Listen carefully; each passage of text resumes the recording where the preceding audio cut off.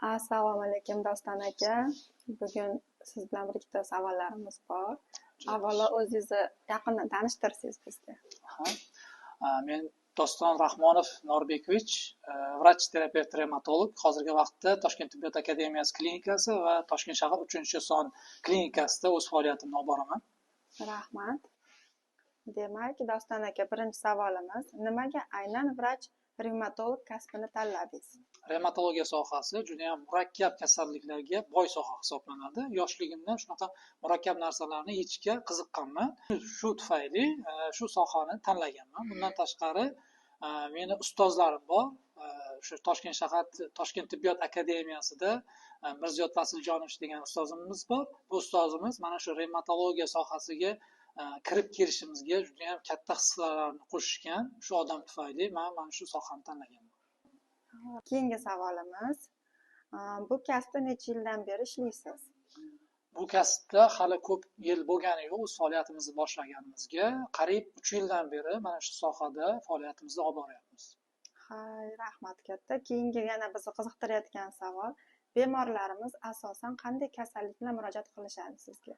Revmatologiyada eng ko'p tarqalgan kasalliklardan biri bu revmatoidni artrit, ya'ni xalq tilida poliartrit degan kasallik bor. Bundan tashqari revmatizm, gonartroz, osteoporoz va shunga o'xshagan bo'g'im kasalliklari bilan juda ham ko'p bemorlarimiz bizga murojaat qilishadi. Tushunarli, rahmat katta. Yana bitta oxirgi savolimiz, bu kasalliklarni oldini olish va davolash uchun qanday maslahatlar berasiz bemorlarga? Revmatologik kasalliklarni oldini olish va davolashda eng muhim narsa bu to'g'ri tashxis qo'yish hisoblanadi. Ya'ni agar biz kasallikka boshidan to'g'ri tashxis qo'ysak, keyingi davolash etaplari juda ham yaxshi ketishi mumkin. Bundan tashqari, mana shu revmatologik kasalliklar bilan og'rimasligi uchun inson hayotda to'g'ri ovqatlanish va muntazam harakatlar, ya'ni mashqlar qilishi zarur. Bo'g'imlarimiz har doim harakat bilangina tirik holatda mavjud bo'la oladi. Rahmat katta, vaqtingizni ayamasdan biz savollarga javob berganingiz uchun, rahmat. Hurmat qilganingiz uchun, kelganingiz uchun katta rahmat sizga. Nega bu sanatoriyani tanlaganim? O'zi juda ham ko'p sanatoriyalar bor. Bizga ham ko'p sanatoriyalardan taklif tushgan. Nega aynan o'sha Koinot Kavsari? Chunki bu yerda yaratilgan sharoitlar bizni juda ham ma'qul tushgan bizga.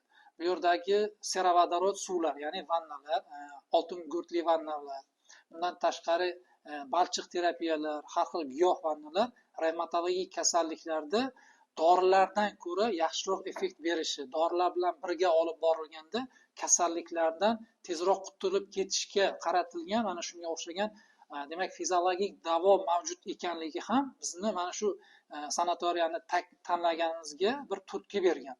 Ya'ni nafaqat dorilar bilan davolash, balki uni yonida mana shu davo, tabiiy giyohlar bilan davolash uyg'unligi bizni mana shu klinika, mana shu sanatoriyani tanlashimizga sabab bo'lgan.